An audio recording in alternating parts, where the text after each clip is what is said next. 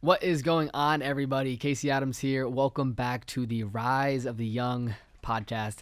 Today, we have a special guest, and his name is Austin Reynolds. What's My up, man, everyone? Thank you so much for coming on the show. Absolutely. Thanks for having me. So first off, everyone, we're in LA, and this is our first time meeting. I know my buddy Brian Ferrari, he connected us, and I've been super pumped up about this podcast. I know that you have an incredible story, and if you're watching this video, as you can see, he got some cool stuff going on, which we're going to be getting into. And I'm very excited. I'm blessed to have you on, like I said, and I'm very excited because we don't know each other yet. I don't know everything about your story. I've watched your videos, I've seen your content, but I believe everyone that's listening today, please take the time, listen to this episode fully, because Austin's story is truly unlike any other, and I'm excited to share it today, man, so thank you. I'm speechless. That's the biggest hype up I've received in a while, but I'll take it. Dude, for sure, man. But so first off, brother, for people that don't know who you are, where you're from, before we get into your story, your journey, just give the people some insight about like who you are, what you do, where you're from, and we'll get into it. My name's Austin Reynolds. I was born in Connecticut. Fun fact, my name was supposed to be Forrest, but then Forrest Gump came out, and then realized I had dwarfism. It just didn't look good for the high school days of me. Wow. But long story short, I would have embraced it. Okay. But lived in LA for about 5 years. My mom worked out here. She traveled back and forth when I lived in Florida. Lived in Florida for about, I think, 18 years now. It's been. Okay. So I've been there and live in Boca Raton. Live in Miami now. Grew up in Boca Raton. Pretty much had a pretty good childhood. Was born with dwarfism. Wasn't really that big of a challenging. Went through a lot of surgeries growing up that we'll get into. But other than that, I've always had aspirations to do something in sports or entertainment. Okay. I've always loved sports. I've always wanted to be in part. If I could have a dream job besides having an impact on people, it would be being a Miami Heat employee. Really? Yeah, I love basketball. Okay. Anytime 2K comes out, I do the GM the shit and Okay. I love it. So Okay. long story short, I love sports, I love concerts, I love going out, and it's just living with my roommate in Brickell, Miami, and just kind of getting content, showing the people that I could do everything that they could do, just for sure, shorter and better. Yeah, for sure. No, that's interesting though, because I mean, so sports in terms of basketball, what would you say? Was it every sport? Is it football in terms of just passion? Like growing up, what was it? Definitely basketball. Basketball is my number one drive, and it's a fun fact that I always tell everyone that when I first moved to Cali from Connecticut, this 18-year-old kid moved in next door, and it was Kobe Bryant. No way. So it's just one of those things where it's Wait, what do you mean next door? Break it down. It's my house, we lived in Pacific Palisades. I lived right here, and then my backyard was a trail, and then on the other side of that trail, probably 20 yards was Kobe's house. And he was how old? 18. He was 8. So did you meet him? No, I saw him. He was a normal kid driving his. He was a rookie, so it was his freshman, his first year, first everything. So it wasn't he was the Kobe Bryant he is today. It was just another kid on the Lakers. So that's long story nuts. short, that happened. Yeah. And a couple other things, my best friend when I lived in LA, his dad was the David Bowie of Japan, a big rock star over there. Little small Asian family moves into Shaq's house, and literally was the coolest thing in the world. They were my best friends growing up. Literally embraced me as one, and we're living in Shaq's old house. Yeah, so dude, I loved it. That's so sick, man. So for people that didn't catch just a brief thing that you said, so you were born with dwarfism. Mm-hmm. For the people that may not know what dwarfism is, or maybe they haven't experienced it, can you give kind of a breakdown, kind of more what it is? Game of Thrones, Tyrion. Okay, got it. But long story short, what dwarfism is my particular dwarfism is achondroplasia, which means I have the same size heart, stomach, lungs, every intestinal part that you have. The only thing different about you and I is my anatomy. So my arms are shorter, my legs are shorter, and my head's big. Okay. Big. That my fun fact is that I can never, if I find a hat that fits my head, I'll buy it instantly. Guys, that's a thing for all the entrepreneurs out there. Hey, start making big hats. Eight and above, you got a huge market. I'm buying mine offline for $38. Oh my god, I'm about to buy them all, resell them. Let's go. No, that's interesting, man. So growing up, and I think maybe a lot of people, I think everyone has their internal struggles, and I know that me and Jordan were talking about this prior, and it's growing up, just what were some of the hurdles and things that you had to overcome? Was it easy? Was it hard? Because obviously I believe that on the outside you may be different, but everyone on the inside, they're truly the same. Mm-hmm. Everyone has their intentions, they're humans, right? But whether that be you're in a wheelchair or you're not, everyone is the same, right? So growing up, with dwarfism, what would you say some of the challenges were, and kind of correlate that back to like everyone's challenges, because I think it's more so something that you overcome mentally. You know, it's like you can't change the things you can't change, but the only thing you can change is your mindset. So like, what were some of the things you did growing up and that allowed you to just embrace this character of what you are now? So there's two things. One is mobility, and one is the perception of the mind. The first one I'll do is mobility. For another big thing about dwarfism and normal people, it's every 4 steps for you. Every 1 step for you is 4 steps for me. So if you take 1 step, it's 4 steps for me. So growing up, doing any activities with friends, doing everything, it was always, I was at the tail end. I was doing all that. And then I think Christmas of 2008, my dad changed my life and got me a Segway. I literally rode that Segway from so school. sick. Like I was 16 at the time, just riding it everywhere. Like just doing just crazy things, just like catching up with everyone. And pretty much like just the mentality of like, yeah, it was very difficult for me to get around, but that like introducing a Segway shows that like, even though that there is something hindering your way that is holding you back, if you deep down think of how you could fix it, there's always a solution. So that's the number one thing. The second thing is perception of the mind, because from the day I was born still to this day, you walk out in public with me and all eyes are on me. Okay. And when I was younger, it was kind of like very mental in my head, because I would have some little kid come up to me and be like, "Mom, why is his hat so big? Mom, why is he so short? Why is he fat?" And it's just kind of like, you think in your head, you're like, yeah, you don't know anything. So it's like not that big of a deal, like now that I'm 24 years old. But when I was younger, it was kind of one of those things where I was just like, yeah. So I actually talk to someone. They're like, yo, like what's the best way to get your anger out? I'm like, flicking them off. They're like, just put your hand in your pocket, flick them off when you walk by.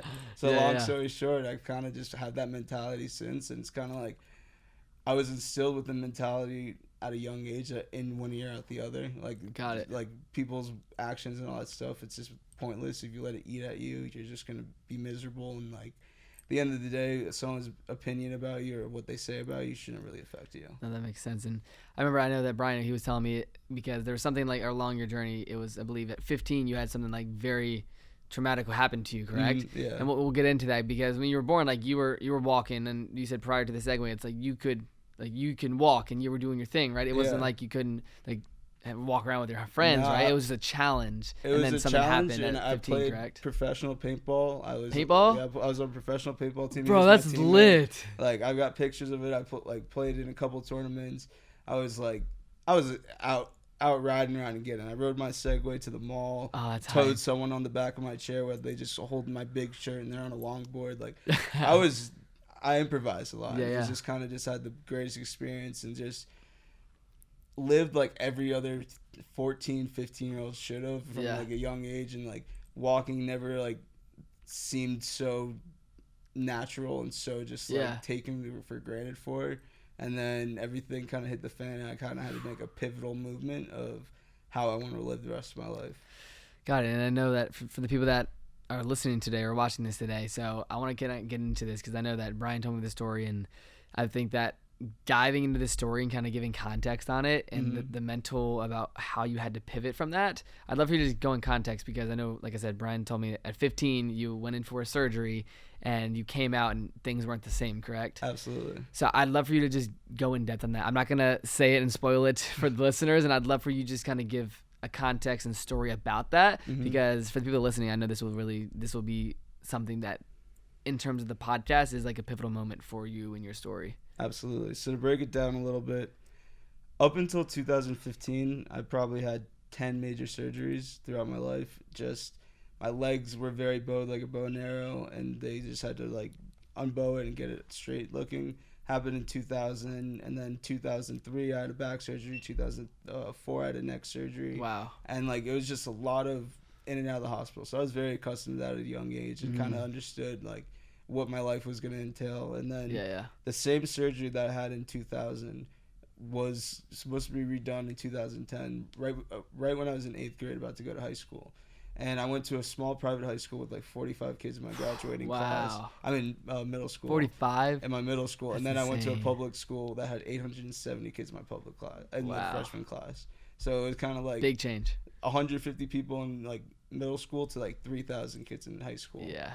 So I was like, yeah, I'll get the surgery. And so I walked into the operating room, got the surgery, like all head high. And I'll never forget the day I got my surgery was the day the first iPad came out. It was Really? yeah, That's funny that you remember that. it's a little like, I used to be an Apple geek, and I just remembered like anytime an Apple product came out, like I would look it up, and it's like they're holding an event on this day. Yeah. So I kind of got the surgery. It was a big legs, like my legs were in 2 casts with a bar.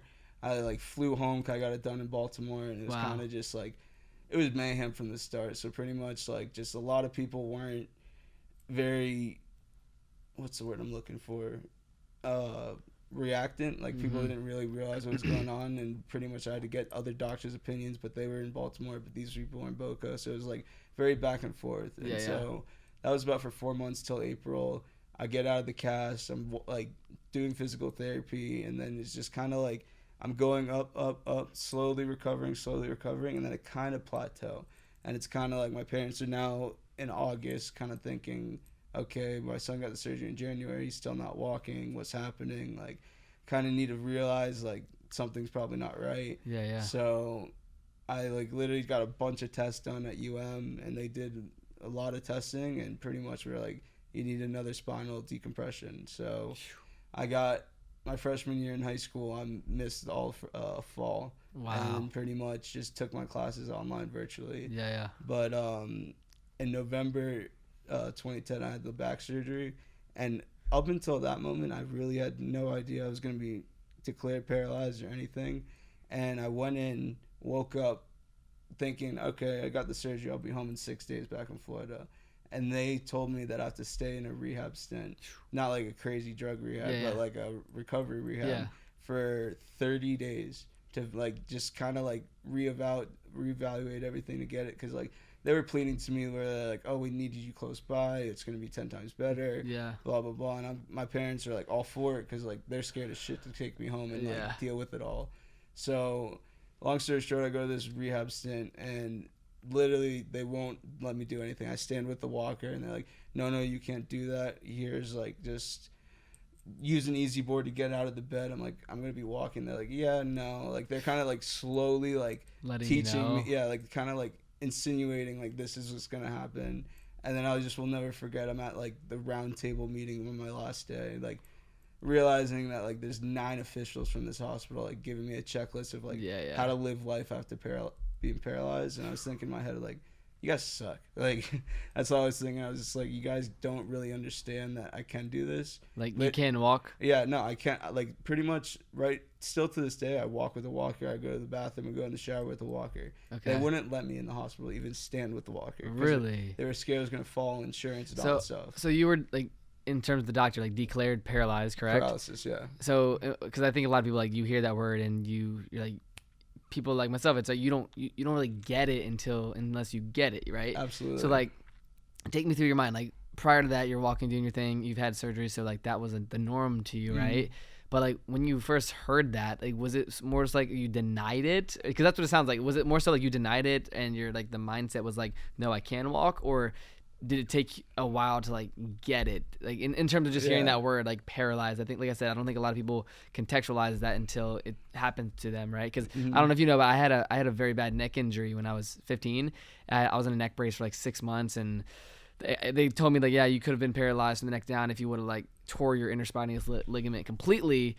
But luckily I didn't. But I was in a neck brace, and for a year I couldn't move my head at all. But luckily I wasn't, and I'm blessed for that. But it's one of those things where it's like spine injuries. Like that's not like the only injury I've ever had. But just having that, like I never got like, oh wow, like not having neck pain is, you take things for granted until things happen, right? So walk me through that on your end of like what that looked like when you first heard the news in a way. To be completely honest with you, I still deny it still to this day. That's so dope.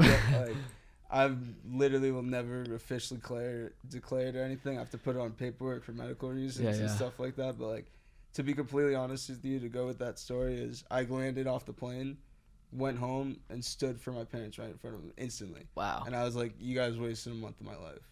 And it was like a really tough time. I was in the hospital with just my mom during Thanksgiving, first time Thanksgiving away from my dad and sister. It was kind of like a rough time, but after all that, I kind of just had the mentality of like, it's not real, like denied it pretty much. And then my biggest fear was I didn't want to be perceived as a kid in a wheelchair, because I just like, it's just something that was in me that I just didn't want to be like notified. And like, I was in a push wheelchair, and then my parents wanted me to get this big wheelchair. But pretty much my thought process was, if I get in this, my thought process of me going to walk again will be diminished, because this is so much easier. But little did I know that flipped my whole switch. So when I was in the hospital prior to all this, one thing that I always keep in my mind is I was literally sitting in there really pissed off that I was, like, during my nights at the rehab stint. And I was with my dad one night, and he was literally just like, "What's wrong?" I was just like, "My life's not going to be the same. I'm paralyzed. This is like not what I signed up for. Like, what's going on?" And he's just like, and I had a roommate there, and this kid's name was Brian, and like, from what I remember, he was running home or something and got hit by a car, and like something very tragic, and like literally could only breathe from his neck down. And like another kid in there was this little 2-year-old that was playing on the couch and found his dad's gun and shot through his spinal cord, paralyzed. So like, those two people I think of when I am like ever upset. And my dad literally said to me, like, verbatim, like, "Stop bitching. You have a pretty good situation. It sucks. I'm not saying that, but there's always someone out there worse, and you saw two people during your lowest time go through something a lot lower."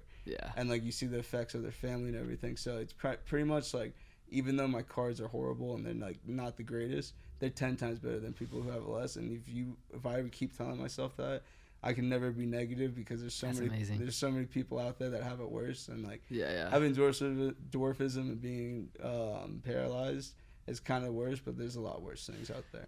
That's so cool though, bro. Like, just that mentality, bro. Like, that's so sick, dude. Like, because I think a lot of people, it's like, I think, and this is what I've heard from one of my mentors, it's like, people, like, you have it better than almost anyone, because the majority of the population, like, they're mentally paralyzed. And that's something that it's hard to overcome, right? It's like people's boundaries of life and their goals. Like, where I come from in Virginia, it's like, I would say 99% of the people just don't have goals, right? Like, they're paralyzed to think big. They're paralyzed to do more. They're in this mentality of like, oh, life happened to me, therefore I'm just gonna do this and do that and follow the society, right? And I can just tell from this conversation, it's like, my buddy Nick Santanastasso, he always says, like, my disability is your disability, meaning if you let that disability become you, then how are you going to continue, right? So it's like, I'd love for you to walk us through like your mindset in terms of like the way you think about goals, the way you like look at the future, because as much as you would say you have a disability, like, you don't, right? Like, the mental challenge you go through is the most important thing, right? If you can tell yourself that people have it worse than you, you're always going to be grateful, right? And if you remain grateful, you can actually remain in that grateful state of bliss where you are happy and you're not like, why me? And I can tell that. So that's super cool. And I'm aware of that. And I just wanted to say that that's such a good thought process, and it's just so cool to see. Thank you. I appreciate that, by the way, bro. Thanks. For sure. To follow up on that, when I was doing the rehab stint, I saw all types of people in wheelchairs. I saw funny people, I saw rude people, and it kind of gave me like a really good awakening of, you are who you are, and how you react to it is who you are. And I pretty much had two options. I could have been the miserable guy that had my middle finger up to the world saying like, this isn't my life, like, people like tend to me, like, feel pity, blah blah blah. Or I could think about it as like, all right, that kind of sucks, but look what I could do on top of this with that. So I kind of had that mentality of just like, I'm in a worse situation than I was 9 years ago, but now I'm kind of looking at it as like, I'm truly blessed, because now I have the opportunity to meet you. I've got people to come out there, and just people always ask me like, how do you remain so positive? It's just like, I see people who get worked up over not getting likes on Instagram, or like getting like missing their like nail appointment. It's just like, to me, I rarely complain, and if people complain about the littlest things near me, it's kind of like, dude, I got a whole book I could talk about right now, but you just got to be grateful. Yeah, dude, that's so true. So now, like, obviously, like, we met today, and the things you're doing on social media and content, you always say like impacting people, that's your main purpose. And I want people listening to know this, because I believe, like me and Brian spoke about, like, you want to speak on stage, you want to do more podcasts, because I want the people listening today, if you have a podcast or you have an event and you're ever looking for someone that is a true, not only inspiration, but just like can not only motivate people, because your story speaks for itself, but I want you to just kind of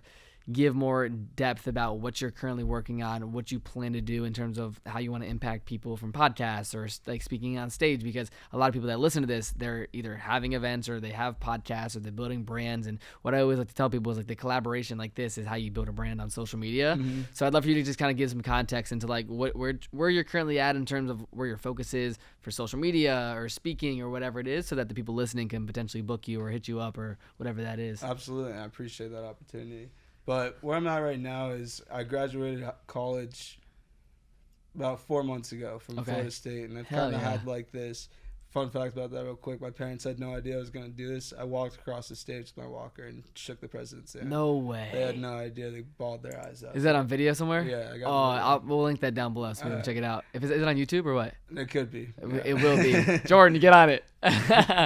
But pretty much I'm 24 years old. I'm in the position where I kind of really need to not figure out what I want to do in life, but what's my passion. Yeah. And nothing brings me great joy than seeing someone and I tell them my story and they're like, dude, you had such an impact. Because to me, I'm just going through the motions of life. I'm just doing my things. But if you see someone's reaction like that, it's kind of like, wow, I can make an impact. And I first learned that my sophomore year in high school. I went to like a leadership conference and the person was like, dude, you're really good at this. Yep. And so I kind of just have the mentality of I really want people to see my story and not just, oh, this kid's in a wheelchair. Because like, I went to high school and like I said, I went to a new high school. People didn't even know I was paralyzed before I was like, before I went to high school. So that's one thing I really want people to know is like my whole story thoroughly so people can understand that this, like the things I do daily, like I can't get up in the morning and quickly run out to the meeting. I got to make sure like I have help on the way or there. And so it's like I've learned a lot at a young age to things. Be very organized. So my next plan of approach is get as much content out. Just start doing more vlogs. Potentially write a book just to get people like real knowledgeable of what happened in-depth conversations with my parents and like. I can help you with that, dude. I self-published a book in 2017, just simple 140 pages, whatever. Like typed it up myself. So like, I'll definitely we can chat about that because I think I look at a book as like just a piece of content, right? And it's like you can go self-publishing, you can go through a publisher, but yeah, man, I'd definitely love to see how I can help you with that for sure. That'd be awesome, man. But yeah, go ahead though. Sorry to cut you off. I just want to let you know. It's all good. Pretty much, I'm just kind of at the point of I want to talk to a lot of kids going through some things. And for sure. In Miami, I've been volunteering for this place called Style Saves, which is a non-profit charitable organization that gives back to the local community.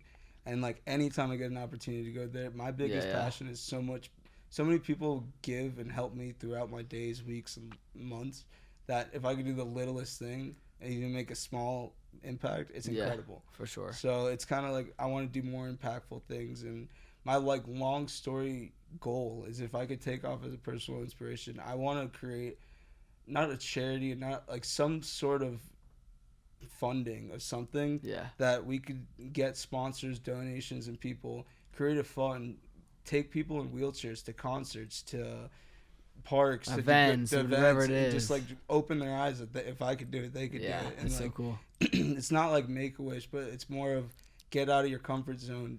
If I can arrange all the transportation, your help and everything, just go and show up and show that there's like try to change the mentality. The one that I have of anything's possible. Impossible is nothing. Never let anything hold you back. That's so good, man. So, like for real, like you're gonna come out to the event Saturday, right? So like that sort of thing where it's like if you can help. I kind of get it now. It's like you're helping organize and do the things that you have to think about when you go to a concert or when you go out, because like someone like myself, one example, it's perfect.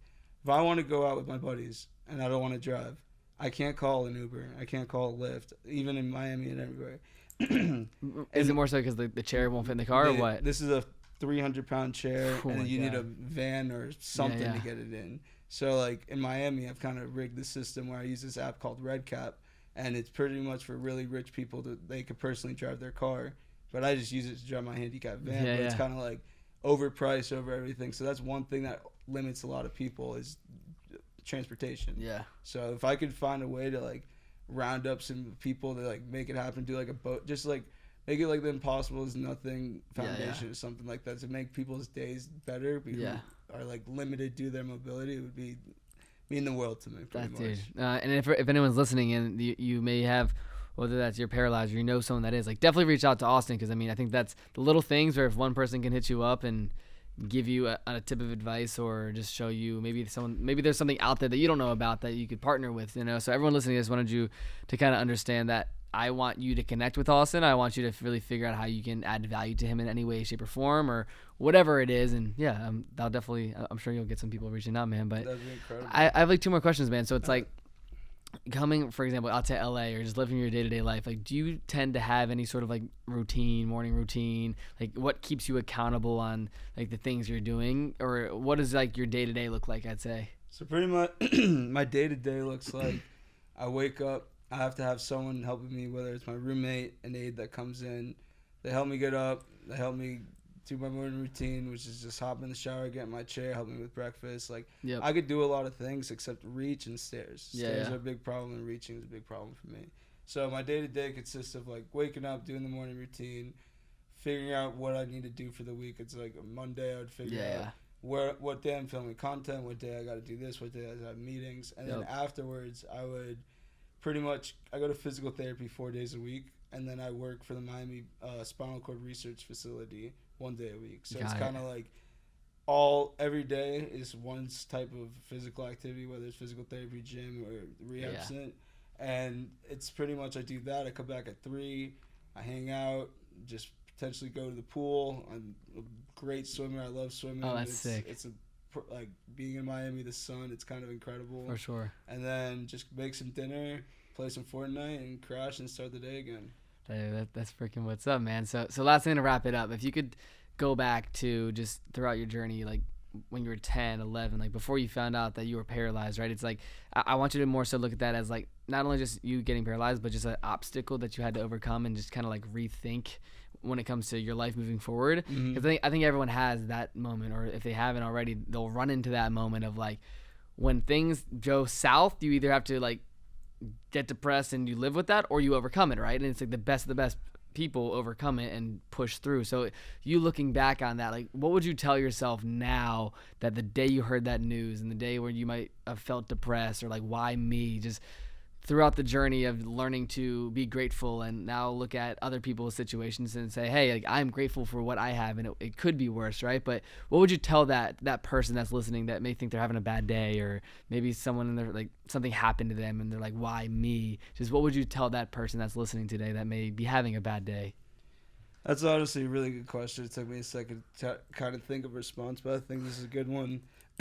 What I would tell that person is I would want them to think about 3 things. The first one, it doesn't matter 5 minutes from now, it shouldn't matter for 5 years. Don't sweat over the littlest things. If you sweat over the littlest things in life, you're literally going to panic over the smallest details. And if you're trying to make everyone happy in the world, you can't. You have to fend for yourself, know who your good friends are, and you can't try to please everyone in this world because it's not possible. Yep.